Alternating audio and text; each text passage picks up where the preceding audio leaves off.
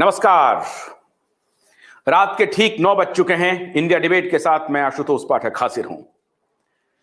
दोस्तों, देश के हालात कुछ ऐसे हैं कि आजादी के दीवाने जिन्होंने आजादी में सब कुछ बलिदान कर दिया, खुद को क्या, एक प्रकार से उनकी पीढ़ियां तबाह हो गई।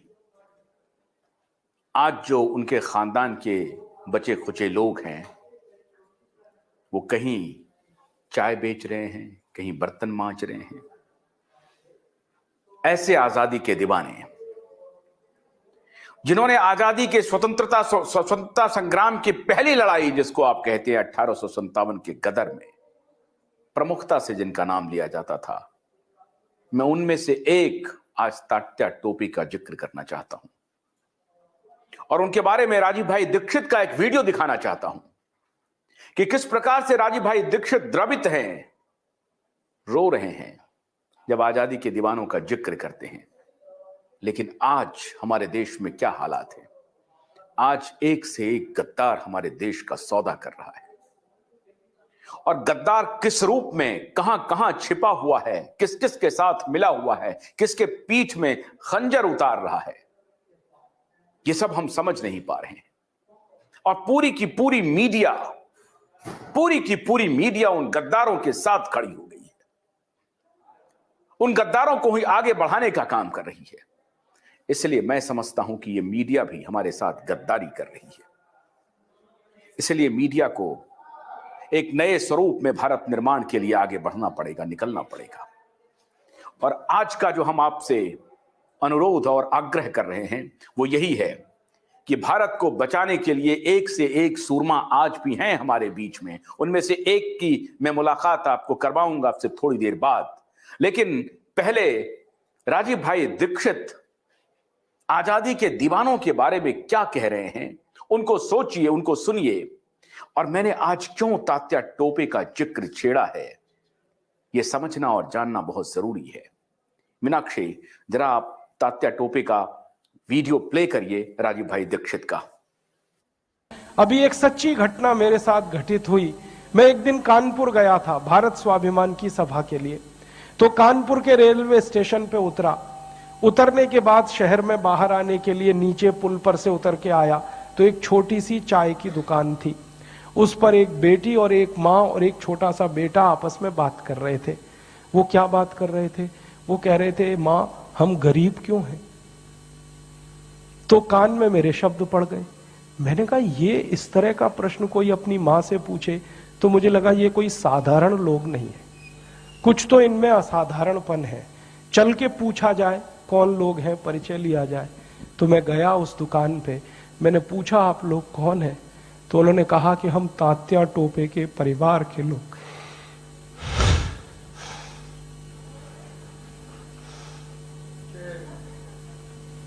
हमारे देश में तात्या टोपे के परिवार के लोगों को चाय बेचनी पड़ी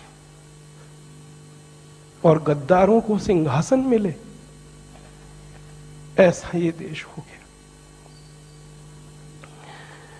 जिन लोगों ने तात्या टोपे को मरवाया था वो इस देश में मुख्यमंत्री रह चुके हैं, आपको मालूम है। और एक एक राज्य के नहीं, दो दो राज्य के मुख्यमंत्री रह चुके। तात्या टोपे का गुप्त पता जिन गद्दारों ने अंग्रेजों को बताया था, उस खानदान के कई लोग इस देश में मंत्री रह चुके हैं। झांसी की रानी लक्ष्मीबाई को जिन्होंने मरवाया था वो इस देश में मंत्री रह चुके हैं। और तात्या टोपे जिन्होंने जवानी लगा दी देश के लिए, उनके परिवार के लोग चाय बेच रहे हैं। ये देश है और ये अब बर्दाश्त नहीं होता और ये बर्दाश्त होना भी नहीं चाहिए किसी को। क्यों बर्दाश्त होना चाहिए? ऐसा देश तो हमने कल्पना कभी की नहीं थी। तात्या टोपे ने कभी कल्पना नहीं की थी कि ऐसा देश बनेगा। ये झांसी की रानी की कभी कल्पना नहीं थी, चंद्रशेखर की कल्पना नहीं थी। चंद्रशेखर जैसे क्रांतिवीर ने इस देश की क्या कल्पना की होगी। एक कहानी सुनाता हूं कि वो घर से भाग गए थे 13 साल की उम्र में। माता पिता बहुत गरीब थे, खाने को घर में नहीं था, घर छोड़कर भाग गए, बनारस आ गए। क्रांतिकारियों के संगठन में शामिल हो गए और उसी संगठन ने थोड़े दिन के बाद काकोरी कांड किया था और खजाना लूटा था। तो धन आ गया, थोड़ा सा पैसा आ गया, तो चंद्रशेखर को उनकी मां और पिता का संदेश आया कि जो पैसा तुम्हारे पास आया है इसमें से कुछ हमें भी दे दो, हमारी गरीबी में काम आएगा। तो चंद्रशेखर अपने माता पिता के पास गए थे और एक ही उत्तर दिया था कि मेरी रिवॉल्वर में 2 गोलियां हैं, पैसे तो दे नहीं सकता, ये दोनों गोलियां दे सकता हूं। ऐसा देश चंद्रशेखर का, ऐसा देश तात्या टोपे का अब लुट रहा है। तो फिर क्या करना चाहिए? तो मुझे लगता है कि अब फिर कोई दूसरी बड़ी लड़ाई की तैयारी करनी चाहिए। एक लड़ाई उन्होंने लड़ी, तात्या टोपे ने, झांसी की रानी ने, चंद्रशेखर ने, अब दूसरी लड़ाई हमें लड़नी पड़ेगी। इसके बिना कोई रास्ता नहीं। और ये दूसरी लड़ाई का ही अभियान है जिसको हम भारत स्वाभिमान कहते हैं।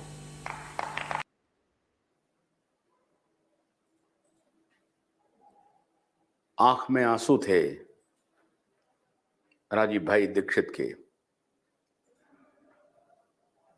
और आंसू कोई अमिताभ बच्चन के आंसू नहीं थे, रुपहले पर्दे पर के आंसू। अब शायद आपको इस बात का भान हो गया होगा कि हमने आज तात्या टोपे और राजीव भाई दीक्षित का जिक्र क्यों छेड़ा। आसपास के अस्पतालों को जाकर के देख लीजिए, आसपास के अस्पतालों को जाकर के देख लीजिए। करोड़ों की कोठी उनकी बन गई, करोड़ों की। दवाइयों की दुकान देखिए जाकर के, करोड़ों में तब्दील हो गए। गद्दारों ने इस देश के साथ पिछले 3 वर्ष में जो गद्दारी की है वो असहनीय है। और इसीलिए मैंने राजीव भाई दीक्षित का ये वीडियो आपको दिखाया है कि आप चैन से सोइए मत, जगिए। इस देश को अब जगना पड़ेगा, किसी भी सूरत में जगना पड़ेगा। ऐसे लोग हैं जो लड़ाई लड़ रहे हैं, सब कुछ दांव पे लगा के लड़ रहे हैं।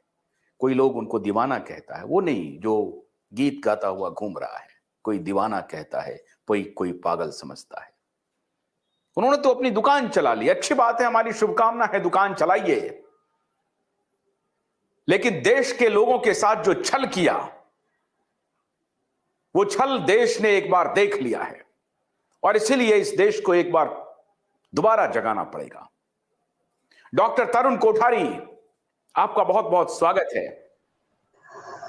दोस्तों, डॉक्टर तरुण कोठारी के बारे में, डॉक्टर तरुण कोठारी नहीं, मैं आपको बताता हूं, मैं बताता हूं। इसी ठंड में पिछले साल इसी नवंबर, दिसंबर, जनवरी के माह में ये डॉक्टर तरुण कोठारी और इनके समूह के बहुत सारे लोग, तमाम लोग, एडवोकेट साहिल, देवेंद्र बल्हारा, विश्वरूप जी, ऐसे हजारों साथियों के साथ दिल्ली की सर्द रात में 3-3, 4-4 दिन रात में सोए रहे और केजरीवाल के दफ्तर के सामने सोए रहे।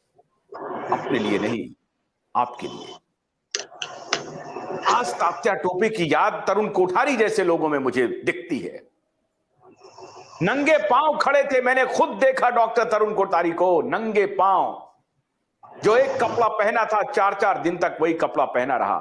और किस प्रकार से तरुण कोठारी जैसे लोगों को पुलिस खींच करके पुलिस वैन में बिठा करके थाने ले गई, ये हमने खुद अपनी आंखों से देखा। हमने वो वीडियो उस वक्त भी चलाए होंगे, अगर आपकी स्मृति से वो वीडियो, वो तस्वीर हट गई होगी तो मैं दोबारा आपको दिखाता हूं।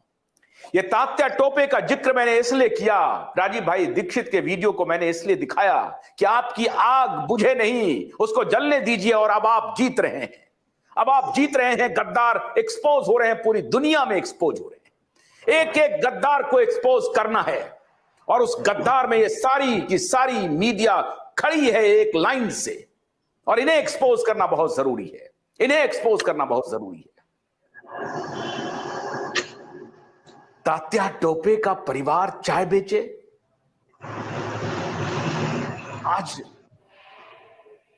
आज चंद्रशेखर आजाद का कोई नाम लेवा नहीं और बेईमानों की चौकड़ी सत्ता नसी होकर के बैठी है हर जगह और दलालों के साथ, गद्दारों के साथ समझौता कर रहा है देश का। डॉक्टर तरुण कोठारी, बोलिए आज देश के क्या हालात हैं, क्या करना चाहिए हमारे देश के लोगों को? नमस्कार सर, सबसे पहले आपको बहुत बहुत धन्यवाद। देश में जो स्थिति है उसके हिसाब से मुश्किल से 1% 2% मीडिया के लोग ऐसे हैं जो कहीं उनके दिल में जो पत्रकारिता है वो जिंदा है। आप उसके जीवित सबूत हैं। आपको बहुत बहुत धन्यवाद। आपके सभी दर्शकों को मेरा अभिवादन। देश के जो क्रांतिकारी थे 1857 में, मंगल पांडे, लक्ष्मीबाई, तात्या टोपे, किसी के परिवार में कोई छोटी सी किराने की दुकान लगा रखी है, उधम सिंह जिसने जनरल डायर को इंग्लैंड में जाकर मारा था, उनके परिवार के लोग डेली वेगर्स है, मजदूरी करते।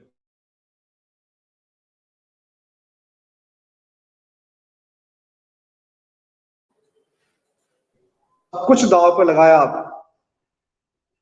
उनके परिवार की ये स्थिति।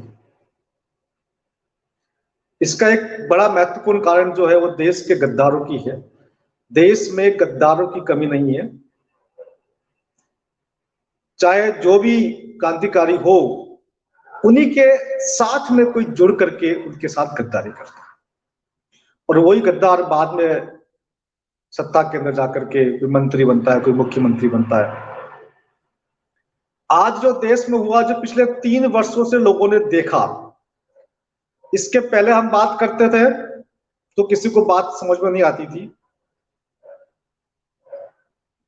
परंतु 3 वर्षों से जो बात हम कह रहे हैं वो बात अब जाकर के लोगों को समझ में आ रही है। पूरा देश अंतरराष्ट्रीय षड्यंत्र में जकड़ा हुआ है। न्यू वर्ल्ड ऑर्डर और उसके साजिशकर्ता पूरी तरह से देश को अपने नियंत्रण में ले चुके हैं। सबसे बड़ी गद्दारी, यदि देश का प्रधानमंत्री ही देश के साथ गद्दारी करे तो जनता क्या करे? जिस व्यक्ति को चुन करके हम भेजे, देश के सर्वोच्च पद पर लेके आए, नंबर 1 जो गद्दार निकला देश का, वो देश का प्रधानमंत्री निकला, जो संसद के अंदर बार बार new world order, new world order, new world order कई बार कह चुके हैं। वो ये बताते नहीं कि न्यू वर्ल्ड ऑर्डर है क्या, वो ये बताते नहीं कि इसका अर्थ क्या है, इसमें कितने लोगों को मारना है, किस प्रकार से अंतरराष्ट्रीय स्तर पर एक एक देश को गुलाम बनाना है। इनकी गद्दारी के बाद सबसे सेकंड नंबर की बात मैं करूं तो मीडिया, देश का मीडिया जिस प्रकार से गद्दारी करता है देश की जनता के साथ में, जिस प्रकार से ये बिका हुआ मीडिया कौन सी खबर छापेगा, कौन सी खबर को दबाने के लिए कौन सी खबर छापेगा, किस प्रकार से लोगों को भ्रमित करेगा और लोगों को जो चीज आवश्यक नहीं है वो बताएगा। किसी देश में कब्रिस्तान में कुछ काम चल रहा है, वहां की फोटो को दिखा देगा आज की तारीख में कि भैया वहां आज हजारों की संख्या में लोग मर रहे हैं और जो कब्रिस्तान में एक्सकेवेटर लगाया गया है। इसके बाद बात करें देश की जुडिशरी की। देश की जुडिशरी जो है उसको एक शू मोटो एक्शन लेना चाहिए था सरकार के खिलाफ, लेकिन नहीं लिया। हमने देश के चीफ जस्टिस के घर पर जाकर के मैं तमाम सबूत देके आया, पत्र देके आया, उनके घर पर जाकर के बड़ी मुश्किल से, क्योंकि चीफ जस्टिस के घर पर जाकर के आपको अप्रोच करना बड़ा मुश्किल काम होता है, उसके बावजूद कोई एक्शन नहीं हुआ। तो जुडिशरी इस मामले में कहीं न कहीं पूरी तरह से इन्वॉल्व है, देश के साथ में गद्दारी की है। उसके बाद में सरकारी अधिकारी तमाम अधिकारी, उनको पता था कि देश की जनता के साथ वो क्या कर रहे हैं, फिर भी उन लोगों ने जनता की तरफ बिल्कुल आंख उठाकर नहीं देखा। आईपीएस, पुलिस कमिश्नर, पुलिस के बड़े अधिकारी, सबके सब पता था कि क्या हो रहा है क्या नहीं हो रहा, फिर भी लोगों को किस प्रकार से, अगर कोई व्यक्ति अपनी कॉलोनी के गेट पे भी खड़ा है तो उसको डंडा मार दिया अंदर करने के लिए। एक ऐसी चीज जो एग्जिस्ट नहीं करती, एक ऐसी बीमारी जो एग्जिस्ट नहीं करती, जो महामारी के नाम पर इतना बड़ा षड्यंत्र और झूठ फैलाया गया, देश के तमाम ऊंचे ओहदों पर बैठे लोगों ने उसको सपोर्ट किया।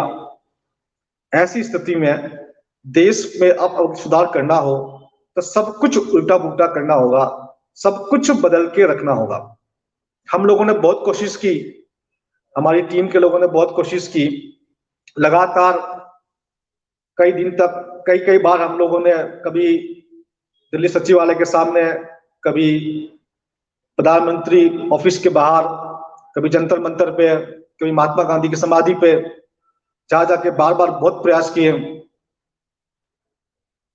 परंतु कहीं पर किसी भी मीडिया ने इस बात को उठाने का प्रयास नहीं किया। किसी ने हमसे यह नहीं पूछा कि भैया आप जो कह रहे हैं उसके पीछे क्या तर्क है। तो देश जिस प्रकार से गुलाम हो चुका है, अब तो हमें लगता है कि देश को पूरी तरह से आजाद करने के लिए, स्वतंत्र करने के लिए एक बहुत बड़ी व्यापक क्रांति की आवश्यकता है, एक जन क्रांति हो। और जिस प्रकार से ये नेता लोग जो काम करते हैं, इनको अभी तक समझ में नहीं आई बात। देश के अंदर एक अंडर करंट बह रही है। मैं जनता से बात करता हूं, मुझे पता चलता है ये देश के तमाम नेताओं को, चाहे वो प्रधानमंत्री जी हो, चाहे गृह मंत्री जी हो, चाहे वित्त मंत्री जी हो, चाहे रक्षा मंत्री जी हो, और बाकी कैबिनेट के लोगों को फ्रांस की क्रांति को याद कर लेना चाहिए एक बार। ऐसे जब फ्रांस की जनता पर बहुत ज्यादा अत्याचार हुए थे, तो फ्रांस की क्रांति जब हुई थी, तब नेताओं को, अधिकारियों को, जजेस को पकड़ पकड़ के जनता ने पेड़ों पर लटका दिया था। जी तरुण जी, डॉक्टर कोठारी, ये बात आपका ठीक है, जो सत्ता में लोग हैं वो सबसे पहले जिम्मेदार हैं, और उन्होंने अगर नहीं किया तो वो देश की गद्दारी की ही श्रेणी में रखा जाएगा। लेकिन जनतंत्र में जो सबसे बड़ी भूमिका होती है, आपने ठीक कहा, मीडिया। और मीडिया को मैं मानता हूं, आपसे पहले ही बोल चुका हूं, जुडिशरी की भी आपने बात की। लेकिन जनतंत्र में विपक्ष की एक भूमिका है। ऐसा विपक्ष आपने कभी देखा, कहीं देखा? आज अमेरिका में देखिए कि किस प्रकार से रिपब्लिकन टूट पड़े हैं डेमोक्रेट के ऊपर, बाइडेन के ऊपर। आज देखिए इंग्लैंड में क्या हालत है, फ्रांस में, जर्मनी में देखिए क्या हालात हो रहे हैं। हर तरफ का, यूरोपियन पार्लियामेंट में किस प्रकार से वहां के यूरोपियन पार्लियामेंटेरियन ग्रिल कर रहे हैं। आपने यहां के विपक्ष को देखा? जो देश का विपक्ष है, यह भी निश्चित तौर से उतना ही जिम्मेदार है। जैसे हम विपक्ष कहते हैं, उनकी भी 3-4 राज्यों में सरकारें हैं, उनके भी मुख्यमंत्री हैं। ऐसा हो नहीं सकता कि इनको पता नहीं हो, ऐसा हो नहीं सकता कि इनके जो बड़े अधिकारी हैं या जो बड़े पद पर लोग बैठे हैं, चाहे वो अध्यक्ष हो या अध्यक्ष के समकक्ष पदों पर बैठे हो, उनकी जानकारी में नहीं हो, ऐसा संभव नहीं है। तो ये एक बहुत बड़ी डील हुई है, कोई न कोई बहुत बड़ी डील हुई है सत्ता पक्ष के बीच में, विपक्ष के बीच में, और जो अंतर्राष्ट्रीय साजिश करता है, इन तीनों ने मिलकर के ही ये खेल रचा है। और साथ में इसमें मीडिया का रोल है। ये 4 है इसके अंदर, अंतर्राष्ट्रीय साजिशकर्ता, सत्ता, विपक्ष और मीडिया। इन 4 लोगों ने मिलकर के पूरा खेल रचा है। और इसके अंदर बाकी जो दवा कंपनी है, वैक्सीन मैन्युफैक्चर कंपनी है, उन्होंने अपना जिस प्रकार से प्रॉफिट कमाना था, दुनिया को बर्बाद करके, और साथ में जो अंतर्राष्ट्रीय षड्यंत्र है, जैसे हम समझते हैं, पूरी दुनिया को, जो मध्यम वर्ग थे उन्हें गरीब बना दिया गया, और जो गरीब थे उनको अत्यंत गरीब बना दिया गया। तो देश की जनता का जो पैसा लूटा गया है, उस वक्त तो हम लोगों को मालूम था, लेकिन आम जनता, चलिए, उनको लगेगा कि नहीं, पता नहीं क्या था, उसको कंफर्म नहीं किया जा रहा था। लेकिन अब तो आम जनता भी पूरी तरह से समझ गई है। अब एकदम बिल्कुल आम जनता किसी से भी आप पूछ लीजिए कि ये क्या था 3 साल का घटनाक्रम, सब बता देगा, सब बता देगा। उनको मालूम है, ये मीडिया बताए ना बताए, लेकिन आप जैसे लोगों के प्रयास जो हैं, मेहनत जो है, वो कामयाब हुए हैं और लोगों को जानकारी हो गई है। अब विपक्ष क्यों मौन है? मेरा सवाल यह है कि चलिए, जो सत्ता में लोग हैं वो तो बचाना चाहेंगे खुद को, उनकी तो पूरी जिम्मेदारी है कि ये बात कहीं खुले नहीं, ये चुप हो जाए, दब जाए, मीडिया ना उठाए, जुडिशरी में कोई ना जाए, आप जैसे लोग सड़क पर ना आए, ये तो उनका काम होगा। लेकिन विपक्ष जो भारत जोड़ो यात्रा कर रही है, जो विपक्ष केजरीवाल जो चारों तरफ घूम रहे हैं, ये केजरीवाल फाइजर के साथ डील कर रहे थे, ऐसे नेताओं को क्या करना चाहिए अब? देखिए, अगर आप किसी षड्यंत्र का हिस्सा हैं तो उसके बाद में आप खुद उसको एक्सपोज नहीं कर सकते, क्योंकि कांग्रेस पार्टी भी इस षड्यंत्र का हिस्सा है, आम आदमी पार्टी भी षड्यंत्र का हिस्सा है, राहुल गांधी और केजरीवाल दोनों इस षड्यंत्र के पार्ट रह चुके हैं। ऐसी स्थिति में अब उनके पास में कोई बैकडोर नहीं बचा जहां से वो जा सकते हैं। तो ये फालतू की बातें जरूर करेंगे ये लोग कि भैया इस कंपनी की वैक्सीन लगा दी, उसकी वैक्सीन क्यों नहीं लगवाई, ये दूसरी तरह की बातें करके जनता को गुमराह करने की कोशिश करेंगे। परंतु ये भी इतने ही बड़े देशद्रोही है, जितने देश के प्रधानमंत्री और देश का मंत्रिमंडल दोषी है, उतने ही बड़े देशद्रोही अरविंद केजरीवाल साहब, राहुल गांधी जी और सोनिया गांधी जी भी है। हालात क्या है डॉक्टर तरुण?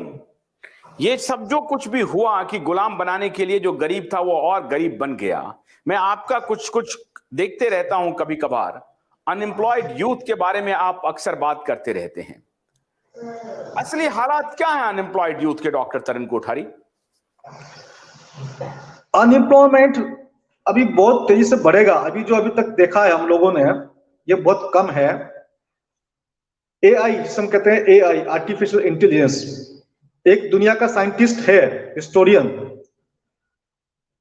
नोआ हरारी, वो ये कहता है कि एक के बाद एक नई स्टेप आ रही है, नई पीढ़ी आ रही है। पहले लोग जंगल में थे, फिर खेती करते थे, उसके बाद छोटा मोटा बिजनेस करने लगे, फिर ऑफिस वर्क करने लगे 9 to 5। वो ये कह रहा है कि अब एक नई क्लास पैदा हो गई है, यूजलेस क्लास। यूजलेस क्लास, इस क्लास का कोई काम नहीं है। 90% जो काम है अब रोबोटिक्स करेगा, एआई करेगा। आप देख लीजिए, जुडिशरी के अंदर भी एआई आ चुका है, रोबोटिक्स आ चुका है। आप देख लीजिए, पुलिस के अंदर भी एआई आ चुका है, रोबोटिक्स आ चुका है। आर्मी के अंदर एआई रोबोटिक्स आ चुका है। तो धीरे धीरे ये कहना है इन लोगों का कि 90% जॉब से वो खत्म हो जाएगी, केवल 10% जॉब बचेगी। अगर 90% जॉब खत्म हो जाएगी, चाहे वो मेडिकल हो, चाहे इंजीनियरिंग हो, चाहे लॉ हो, यहाँ तक कि जो सॉफ्टवेयर डेवलपमेंट है उसके भी ऐसे एआई बन चुके हैं, वो खुद ही सॉफ्टवेयर बना लेंगे। छोटे मोटे सॉफ्टवेयर वो अपना भी उसमें आप फीड कर दीजिए, आपको किस प्रकार का सॉफ्टवेयर चाहिए, ऑटोमेटिकली प्लानिंग करके वो उसका डिजाइनिंग पार्ट आपके सामने आ जाएगा। तो ऐसी स्थिति में 90% जॉब जब खत्म हो जाएगी तो देश के अंदर, दुनिया के अंदर ये जॉबलेस पॉपुलेशन क्या करेगी? इसको नाम दिया गया यूजलेस पॉपुलेशन। ये किसी काम की नहीं है, उनके लिए बेकार है। अब इस बेकार पॉपुलेशन को कैसे कंट्रोल किया जाए? ये अपना हक मांगेगी, रोटी मांगेगी, पानी मांगेगा। उसको कंट्रोल करने के लिए हर व्यक्ति के शरीर में एक चिप लगाई जाएगी। उस चिप के माध्यम से आपको पूरी तरह से नियंत्रण में लिया जाएगा, ताकि आप बस जिंदा रहे। आप मर जाए तो बहुत अच्छी बात है, नहीं तो आप किसी कोने में पड़े रहे, जिंदा रहे, ताकि आप अपने अधिकारों की बात नहीं कर सके, आप सड़क पर नहीं आ सके, आप विरोध नहीं कर सके। पूरी दुनिया जिस ट्रेंड पर चल रही है उसके हिसाब से आने वाले टाइम पर ये जो प्रॉब्लम है, समस्या जो हमारे देश की है, ये और तेजी के साथ बढ़ने वाली है। सरकार इस पर ध्यान देने की बजाय, सरकार जो विकसित देशों के जो एजेंडे होते हैं कि ये काम करो, वो काम करो, बस उसी काम पे को करने में लगी हुई है। अपनी बुद्धि का प्रयोग बिल्कुल ये लोग नहीं कर रहे। अरे अभी जो ये जैसे सरकारी अनाज बांटे जा रहे हैं गरीब लोगों को, और किसानों को 6,000 रुपए दिए जा रहे हैं, क्या ये एक ट्रायल है क्या?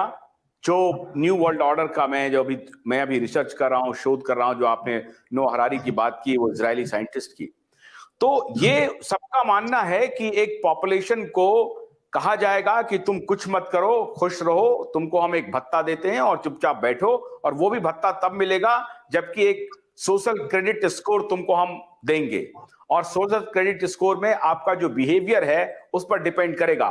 उसमें मुअम्मा चढ़ाया जा रहा है कि फाइनेंशियल बिहेवियर है, सोशल बिहेवियर है, या और जो बिहेवियर है, कानून को मानने का जो बिहेवियर है वो कैसा है। इस सबको देखने के बाद हम एक क्रेडिट स्कोर देंगे और उसके हिसाब से आपको जो मिलेगा वो दिया जाएगा या अन्य सुविधाएं दी जाएंगी।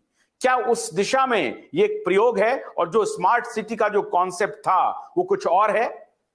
क्योंकि मैं रॉबर्ट एफ कैनेडी का अभी मैं वीडियो देख रहा था, तो रॉबर्ट एफ कैनेडी यही कह रहे हैं कि 5G जो है वो आपको बताया जा रहा है कि 3 सेकंड में आप 3 घंटे का मूवी डाउनलोड कर लेंगे। असल में यह है कि आपके डेटा को, आपके 1 मीटर क्या 1-1 फीट के स्पेस को वो विजिलेंट कर रहे हैं, उसके ऊपर सर्वेलांस कर रहे हैं। तो वो स्पीड उनको चाहिए इंटरनेट का, ताकि उनके पास डेटा है उसकी माइनिंग वो ठीक तरीके से कर सके। That is the real backdrop behind 5G। आप बिल्कुल ठीक कह रहे हैं। सोशल क्रेडिट सिस्टम आने वाला है, जो आप अगर कुछ भी सरकार के खिलाफ काम करते हैं तो आपका जो क्रेडिट रैंकिंग जो है वो नेगेटिव कर दी जाएगी या मार्क्स कम कर दिए जाएंगे, है ना। अगर आप उनके हर ऑर्डर्स को फॉलो करते जा रहे हैं तब तो आपका स्कोर ठीक रहेगा, अदरवाइज आपका स्कोर कम हो जाएगा। आपके सारे के सारे बैंक अकाउंट्स जो है वो ऑनलाइन चलेंगे, तो जब चाहे वो आपका अकाउंट बंद कर सकते हैं, सस्पेंड कर सकते हैं।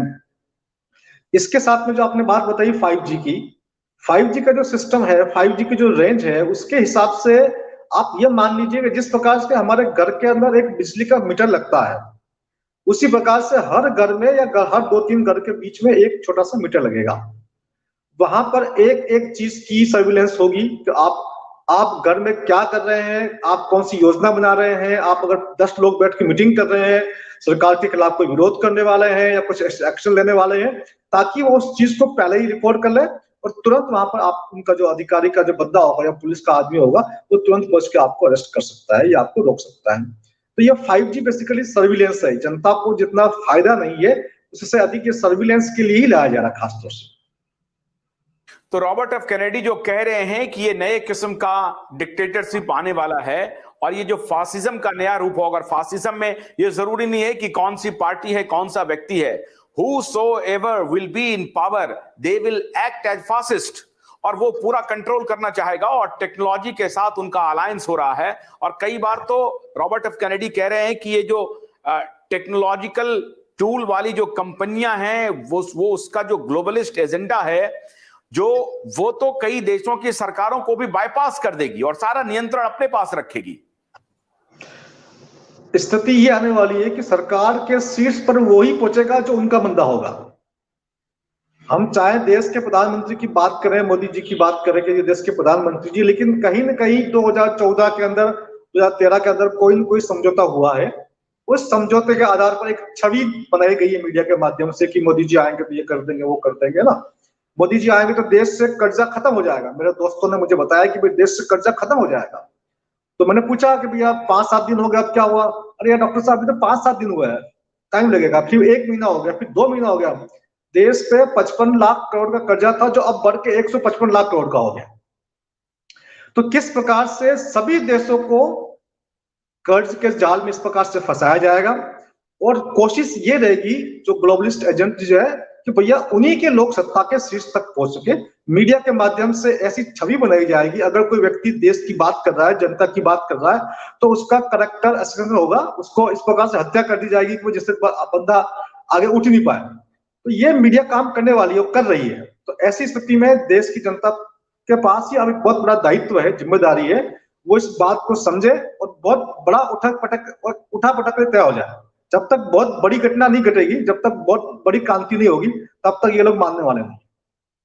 लेकिन अगर कोई लोग पूछे डॉक्टर कोठारी कि नहीं नहीं हम लोग शायद बिटवीन द लाइन ज्यादा पढ़ रहे हैं और एक्स्ट्रापोलेट कर रहे हैं, कुछ एग्जैजरेशन है हमारे बयानों में, या हम जो कुछ भी कर रहे हैं वो थोड़ी अतिशयोक्ति है, ऐसा कुछ नहीं होने वाला है, चिप नहीं लगने वाला है, 5G का सर्विलांस नहीं होने वाला है, 5G से तो और स्मूथ हो जाएगी टेक्नोलॉजी। लोग ऐसे ही कंप्यूटर के बारे में डराते थे, कंप्यूटर आएगा रोजगार चला जाएगा, कंप्यूटर के आने से तो रोजगार बढ़ रहा है। तो वो जो एक विचार है, क्या उस विचार की जगह यहां पर है क्या कि अनायासी लोग बेकार में विरोध कर रहे हैं 5G का?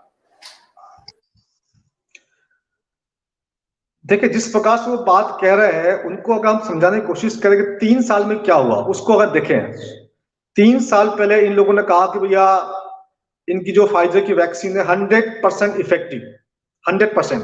फिर बोला जी 90% थोड़ी दिन बाद, फिर बोला जी 80%, फिर 70%, फिर 60%, फिर 50%, 30%, और बोला फिर लास्ट में ट्रांसमिशन को रोकती है।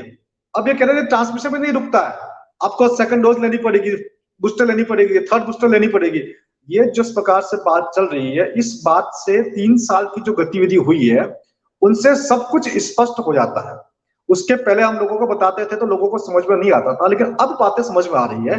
जिस प्रकार से बातें कही जा रही है, 14 साल के बच्चे को हार्ट अटैक आ रहा है, 14 साल के बच्चे को हार्ट अटैक। किसी डॉक्टर से पूछिए भैया, इतिहास में उठाकर देख ले, तुमने अपनी जिंदगी में कभी 14 साल के बच्चे को हार्ट अटैक देखा है? अब मेरे जो डॉक्टर्स कलीग है, जो 2.5 साल पहले मुझसे इत्तेफाक नहीं रखते थे, जो मेरी बात का विरोध करते थे, आज मुझे फोन करके कहते हैं कि यार तू सही कह रहा था, जो तू कह रहा है वही हो रहा है। इसका मतलब ये हुआ कि हम लोग कुछ एक्स्ट्रापोलेट नहीं कर रहे हैं, बस ये है कि भगवान ने हमको एक ऐसी बुद्धि दी है, क्षमता दी है कि हम फ्यूचर को थोड़ा सा पढ़ पा रहे हैं, उनको देख करके, उनकी एक्टिविटी को देख करके हम समझ पा रहे हैं कि वो क्या करना चाह रहे हैं, और वो हम अपने लोगों को बता रहे हैं। तो मुझे लगता है कि अगर हम इस बात को लगातार बताते रहेंगे तो जनता को जरूर ये बात समझ में आएगी। डॉक्टर कोठारी, जैसे आप लोगों ने और हम लोगों ने भी ये बताने की कोशिश की कि वर्ल्ड इकोनॉमिक फोरम जो है वो क्या है, वर्ल्ड इकोनॉमिक फोरम के जो लोग हैं, वो जो गैंग है, उस गैंग का क्या क्या विजन है, उस विजन को हम लोगों ने एक प्रकार से साबित भी किया और वो साबित हो भी गया।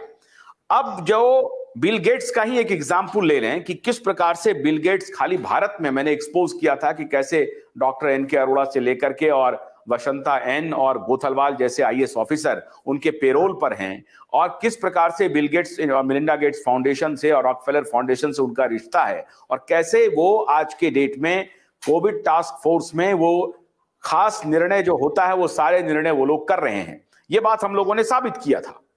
क्या आपको लगता है कि ये जो हेल्थ का जो पूरा ड्रामा चला पिछले 3 साल में, ये एक प्रयोग था वर्ल्ड ग्लोबलिस्ट का, और अब उनका प्रयोग कामयाब हो गया, और अगर देश के जनता की निगाह नहीं खुली तो हम एक्चुअली में अब जो उनका फर्दर एजेंडा है, टोटल सर्विलांस का, टोटल कब्जा का, टेक्नोलॉजी का आपको दिखा करके वो होने वाला है।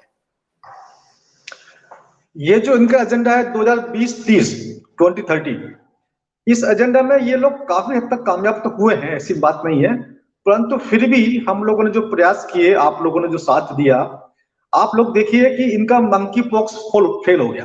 मंकी पॉक्स के लिए बहुत तैयारी की इन लोगों ने। अभी देखिए, ये लोगों ने कोशिश की थी कि ये 4th वेव की जो बात चल रही थी हिंदुस्तान के अंदर आने वाली है, बड़ा केंद्रीय स्वास्थ्य मंत्री ने पत्र भी लिखा है ना कि भाई ये 4th वेव चल रही है आप तो, लेकिन जनता में कहीं ना कहीं अब इस बात को लेकर जागरूकता हो चुकी है कि जब चुनाव आते हैं तब तो कोई वेव नहीं होती है, तब तो नेता लोग घूमते रहते हैं, और जैसे ही चुनाव खत्म होते हैं या ऐसी कोई बात होती है, जब इनकी इच्छा होती है तब तो कोई कानून नहीं होता है, और जब इनकी इच्छा होती है तो 10 लोग या 20 लोग या 50 लोग से अधिक इकट्ठे नहीं हो सकते हैं।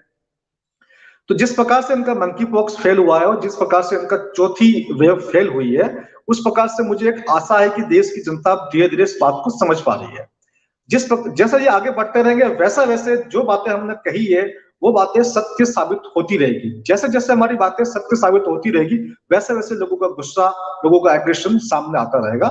एक समय ऐसा आएगा कि जो जितने भी जो ग्लोबलिस्ट लोग हैं, जनता इनको पकड़ पकड़ के पेड़ों से लटका देगी। अच्छा डॉक्टर साहब, अभी भारतीय मीडिया बहुत ही शालीन मीडिया है, आप तो जानते ही हैं।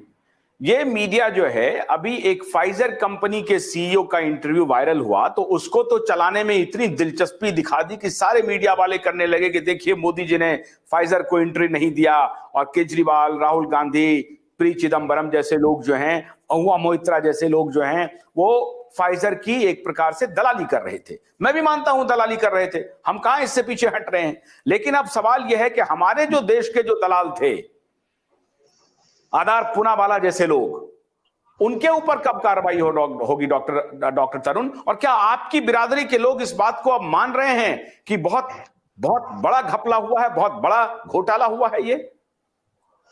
हाँ, काफी डॉक्टर्स अब मुझे फोन करते हैं और कहते हैं कि बिल्कुल ठीक जो तुम कह रहे थे वही बात साबित हो रही है। ये बहुत बड़ा षड्यंत्र था, बहुत बड़ा घोटाला था। और आप बात कर रहे हैं कि अलग अलग कंपनी की, चाहे वो फाइजर हो चाहे वो सीरम इंस्टीट्यूट हो, किसी भी इंस्टीट्यूट के पास में वैक्सीन जो बनाने का अल्टीमेट जो सर्टिफिकेट है, अल्टीमेट जो अधिकार है, वो विकसित देशों के पास है। चाहे वो अमेरिका के पास होगा, चाहे इंग्लैंड के पास होगा, इन 2-3 देशों के पास घूम फिर के वो अधिकार होता है। पेटेंट इन्हीं के नाम पर होता है। सीरम इंस्टीट्यूट भी होता है तो किसी के पेटेंट पर काम करता है, अब केवल पैकेजिंग वगैरह करता है। अल्टीमेटली तो जो बेनिफिट होता है या तो वो इंग्लैंड को जाएगा या अमेरिका को जाएगा। चाहे वो इंग्लैंड हो चाहे अमेरिका हो, दोनों एक ही है, कोई इसमें अंतर नहीं है। कहने के लिए दो अलग अलग देश है। तो चाहे वो फाइजर की वैक्सीन हो चाहे किसी और कंपनी की वैक्सीन हो, चाहे वो सीरम इंस्टीट्यूट के नाम से ही क्यों नहीं हो, अल्टीमेटली ये सब के सब, चाहे वो बीजेपी वाले हो चाहे वो कांग्रेस के वाले हो, ये सब के सब दलाल बने हुए हैं और दलाल बन के देश की जनता को ये लूटने का काम कर रहे हैं। डॉक्टर तरुण, आखिर में मैं आपसे आखिरी सवाल कर रहा हूं कि अब तो पूरे कुएं में भांग पड़ा हुआ है और इस कुएं के इस पानी को लोगों ने पी भी लिया है, लेकिन धीरे धीरे लगता है कि नशा अब खत्म हो रहा है। तो डॉक्टर तरुण, अब आपको लग रहा है कि कोई नई क्रांति तात्या टोपे जैसे और वीर कुंवर सिंह जैसे, रानी लक्ष्मीबाई जैसे, चंद्रशेखर आजाद जैसे, भगत सिंह जैसे और बोस जैसे लोग फिर से दोबारा आएंगे? क्या हमारी पीढ़ी देख पाएगी? क्योंकि तात्या टोपे का तो हिसाब करना अभी बाकी है। हम लोग हिंदू लोग हैं और हम लोग जो है पुनर्जन्म में विश्वास रखते हैं। हमारा यह मानना है कि भाई जो व्यक्ति होता है, कभी मृत्यु नहीं होती है, उसकी आत्मा जीवित होती है, आत्मा कहीं नहीं कहीं किसी किसी रूप के अंदर आती रहती है। तो देश के अंदर कभी भी किसी भी समय क्रांतिकारी की कमी नहीं रहेगी। एक जाएगा दूसरा आएगा, ये एक नेचर है प्रकृति का। तो देश इस समय तैयार हो चुका है, जनता को भी बात समझ में आ चुकी है।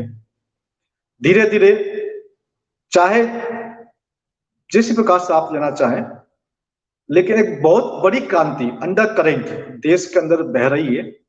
और पता नहीं कब कौन सी ज्वाला कहां फूट पड़े, पता नहीं कब कौन सी कहां आग लग जाए, कुछ कहा नहीं जा सकता। अगर ऐसा कुछ हुआ या बहुत जल्दी निकट भविष्य में होने वाला है, तो ऐसी स्थिति में मुझे थोड़ी उम्मीद है, मुझे लगता है कि देश के अंदर लोग जो क्रांतिकारी है वो भी आएंगे और देश की जनता भी उनका साथ देगी। और वापस ये जितने भी जो एजेंडे चल रहे हैं इनके, ये सब के सब धराशायी होंगे, ये सब के सब हारेंगे और अल्टीमेटली हम लोग जीतेंगे और देश के अंदर पुनः एक अच्छा शासन हम लाने में सफल रहेंगे।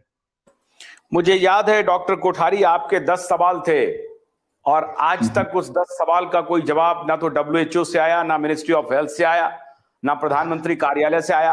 आपने शायद 1 लाख रुपए का इनाम भी घोषित किया था कि मुझे इस 10 सवाल का जवाब दे दीजिए और हमसे 1 लाख रुपए लेके चले जाइए। उसका कुछ जवाब आया? अभी तक कोई रिस्पॉन्स आया कहीं भी, किसी भी जगह से? मुझे तो नहीं लगता है कि कोई दफ्तर आपके मेल से बाकी रह गया होगा। मैंने शुरुआत में 3-4 महीने 5 महीने में 450 मेल किए। क्या मीडिया वाले, क्या मुख्यमंत्री, क्या मुख्य सचिव, हेल्थ मिनिस्टर हेल्थ, सबको मैं देश के तमाम धर्म गुरुओं से मिलने के मैंने प्रयास किए। मैं उनसे मिल के भी आया, सबसे मिला। देश के चीफ जस्टिस के घर पर जाकर के पत्र देके आया। राष्ट्रपति से मिलने के लिए एक लेटर लिखा कि हमें समय दीजिए। हमने तमाम सवाल खड़े किए और तमाम कोशिश की कि भी हम हमारी बात जो है, हमारे पास जो तथ्य है आपके सामने रख पाए, लेकिन किसी ने बुलाया नहीं, किसी ने पूछा नहीं। पूरे देश में मैंने कहा था कि 1 लाख रुपए का इनाम दूंगा, मुझे ये साबित कर दीजिए कि भैया ये महामारी है। मेरे पास कोई फोन नहीं आया पूरे देश में से, किसी IPS, किसी IAS, किसी मंत्री, किसी संतरी का फोन नहीं आया कि भैया 1 लाख रुपए मुझे दे दो, मैं साबित करता हूं इस चीज को। इसका मतलब ये होता है कि सब के सब जितने भी टॉप लेवल के अधिकारी हैं, सबको ये षड्यंत्र पता है। तो डॉक्टर, आपको लगता नहीं था कभी इस लड़ाई में, मैं तो जानता हूं आपको, लेकिन जो उस वक्त जो लोग आपको देखते होंगे तो कहते होंगे पागल है, फजूल में सड़क पे घूम रहा है? वो बहुत बुरा दौर था, मैं कैसे बताऊं आपको, है ना। जब मैंने पहली बार फेसबुक पे एक पोस्ट डाली मैंने कि ये सब कुछ फेक चल रहा है, सब कुछ षड्यंत्र चल रहा है, नाटक चल रहा है, ये फरवरी मार्च 2020 की बात थी। उसके बाद मैं लगातार पोस्ट डालते जा रहा था। उस टाइम पे जितने भी कमेंट्स आए, जितने भी शब्द आए, वो एक से बढ़कर एक थे। कोई क्या कह रहा था, कोई क्या कह रहा था, तो तमाम कमेंट में नेगेटिव बातें लिखी गई थी उसके अंदर। फिर भी हमने अपना प्रयास नहीं छोड़ा। हमने कहा कुछ भी हो जाए, आज ये लोग नेगेटिव बात कर रहे हैं, कल जब इनको सत्य का पता चलेगा, ये सत्य था, तो कल यही लोग पूछेंगे कि डॉक्टर साहब ये सत्य था तो आपने पहले क्यों नहीं बताया। तो मैंने सोचा कि अब मेरे जो प्रयास है वो चलते रहने चाहिए। धीरे धीरे धीरे लोगों को समझ पाने लगी बात। कोई एक बंदा, दो बंदा तैयार हुआ, हमारे तरफ को सुना, तो समझने की कोशिश की, अच्छा ये मैटर है। फिर उसने अपना रिसर्च किया, फिर जाकर के बात बनी, तब जाकर के देश के अंदर आज की तारीख में कम से कम भी मेरे ख्याल से 25-30 करोड़ लोगों को तो इस षड्यंत्र की जानकारी हो गई।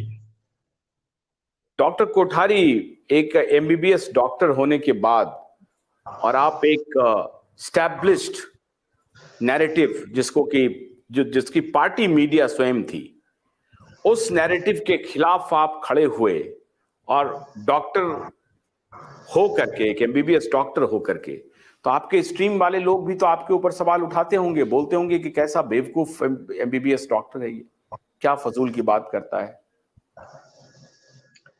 अब यहाँ पर दो तरह की बातें थी यहाँ पर। कुछ लोगों ने तो जैसा कि आपने कहा वैसे ही बातें कही, लेकिन कुछ डॉक्टर्स जो मेरे संपर्क में थे, जो जानते थे कि षड्यंत्र क्या चल रहा है, वो मुझे आगे से आगे और अधिक जानकारी देते थे। ये लीजिए, ये और नई जानकारी दे रहा हूं। मैंने उनसे कहा कि आपके पास जानकारी आ रही तो आप भी इसके ऊपर बोलना शुरू करो। तो वो बोलेगा ठीक है, आप बात रख रहे हैं, कोई बात नहीं है, आप बात रखते जा रहे हैं तो हम आपको और अधिक जानकारी देते रहते हैं कहां पर क्या क्या हो रहा है। तो बड़े आश्चर्य की बात थी, जहां कुछ मेरे खिलाफ भी थे, कुछ लोग चुपचाप पीछे से मुझे जानकारी दे रहे थे कि देखो यहाँ पर ऐसा हो रहा है, यहाँ पे इतने लोग, जो ये आंकड़ा फर्जी है, इटली का आंकड़ा फर्जी कैसे है, या अमेरिका का फर्जी आंकड़ा कैसे है, कहां पर किस प्रकार से बात हो रही है। जिस प्रकार से एक केस को दो दो तीन तीन बार गिनती किया जा रहा है, एक ही केस को तीन तीन बार गिनती किया जा रहा है। देखिए, एक केस आज पॉजिटिव आया, आज एंट्री हो गई, कल 3 दिन बाद पॉजिटिव आया, फिर एंट्री कर दी, फिर 7 दिन बाद पॉजिटिव आया, फिर एंट्री कर दी। मतलब किस प्रकार से डुप्लीकेशन हो रहा है, वो सारे आंकड़े मुझे वो देते रहे। तो मुझे उनसे बड़ी सहायता मिली, उनके माध्यम से मुझे अपनी बात को कहने में और अच्छा मेरे पास सबूत मुझे प्राप्त हुए। तो दोनों तरह के लोग थे, कुछ लोगों ने विरोध भी किया और कुछ लोगों ने पीछे से समर्थन भी किया। कुछ लोगों ने सामने से आने की कोशिश भी की थी, मेरे 2-3 डॉक्टर्स थे, उन लोगों ने सामने से आने की कोशिश की थी, कुछ वीडियो बनाए थे, पेशेंट को समझाने की कोशिश की थी, लेकिन पेशेंट ने फिर उनको उल्टा बोलना शुरू कर दिया, पेशेंट की गाली गलौज पे आ गया, तो वो उस चीज को सहन नहीं कर पाया। हालांकि मुझे भी कई बार ऐसा लगा, लेकिन फिर भी मैं सहन करता गया। वो उस बात को सहन नहीं कर पाया, उनको लगा कि यार पेशेंट ही गाली दे रहा है, तो फिर उन लोगों ने सच बोलना फिर बंद कर दिया। पुलिस से जब आप आमने सामने होते थे डॉक्टर कोठारी, मैं ये सब सवाल आपसे इसलिए पूछ रहा हूं, जो आखिर में मैं बताऊंगा अपने दर्शकों को मैं क्यों ये पूछ रहा हूं।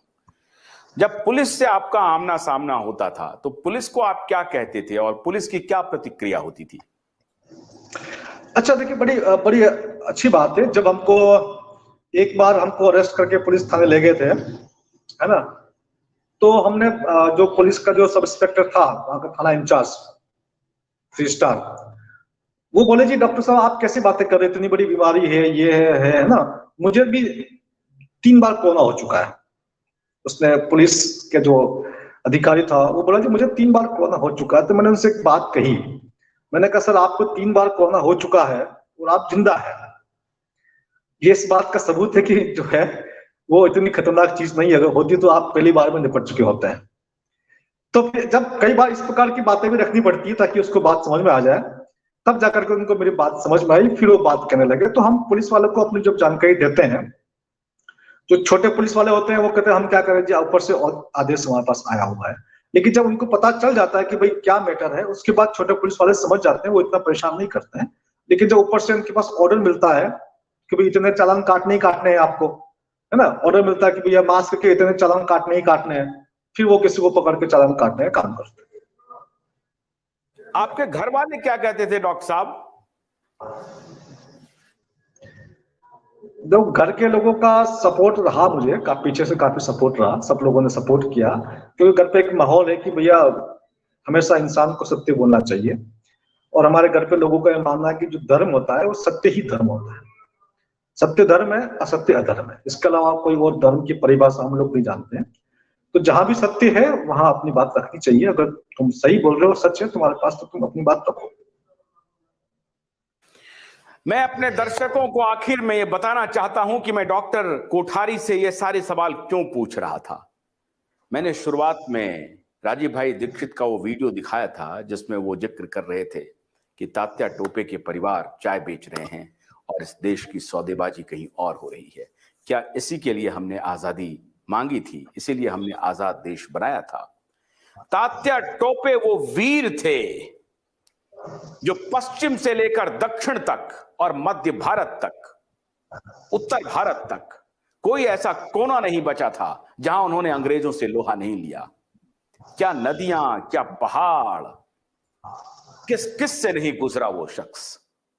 हर तरफ लड़ाई लड़ता रहा, कभी किसी अंग्रेज ऑफिसर से लड़ता था, कभी दूसरे ऑफिसर से लड़ता था, और लड़ते लड़ते लड़ते लड़ते लड़ते उनको तो फांसी दे दी ही गई।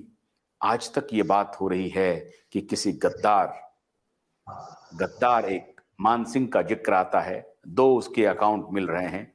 कुछ इतिहासकार कहते हैं कि मान सिंह ने इनके साथ मिलकर के एक नकली तात्या टोपे बना दिया और उसको फांसी के फंदे पर लटका दिया अंग्रेजों ने। असली तात्या टोपे तो उसके बाद भी जिंदा रहे 9-10 वर्ष। लेकिन तात्या टोपे के परिवार वाले का अकाउंट है कि नहीं, ऐसी बात नहीं थी, ये झूठा इतिहास है। उनको फांसी दी गई थी और सरेआम फांसी दी गई थी। हजारों लोगों के बीच में दिन के उजाले में उनको फांसी दी गई थी। उस वक्त तात्या टोपे आपके देश की लड़ाई लड़ रहे थे और आज डॉक्टर अरुण कोठारी जैसे लोग आपकी लड़ाई लड़ रहे हैं।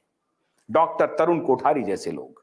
इसलिए मैंने आपके लिए डॉक्टर तरुण कोठारी को आज बुलाया था कि कैसे तरुण कोठारी फरवरी मार्च 2020 से ही लगातार इस बात को एक्सपोज करते रहे कि ये सब कुछ जो चल रहा है ये एक बहुत बड़े षड्यंत्र का हिस्सा है। और आखिरकार वो बात लगभग सच साबित हो गई है और अब आप भी इस बात को स्वीकार करने लगे हैं।